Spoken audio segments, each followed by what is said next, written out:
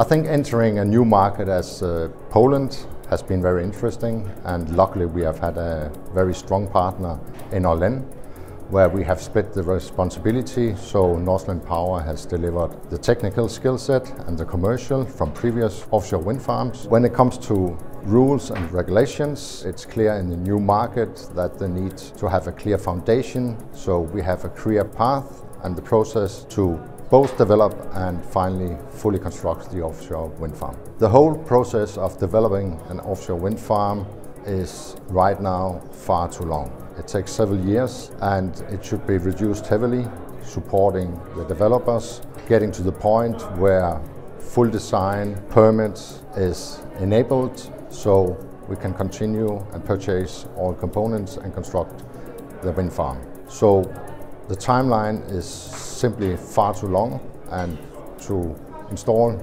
further infrastructure in Poland, this has to be improved heavily.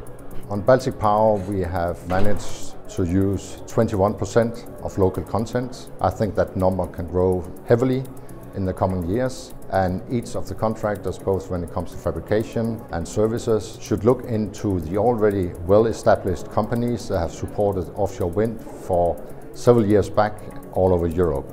I think they have the experience and know exactly what quality that should be delivered, so you can grow that whole support line.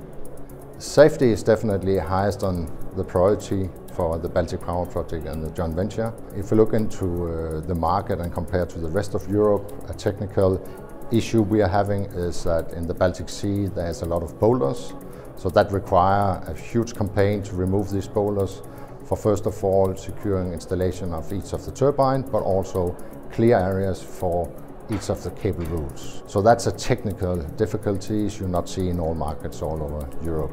Then, as mentioned before, it's going to be very important that we have the support from the government. We are first runner, and that means that we have quite a lot of last-minute learnings where we see obstacles, where we need to have that clarified and concluded and agreed before we can move forward.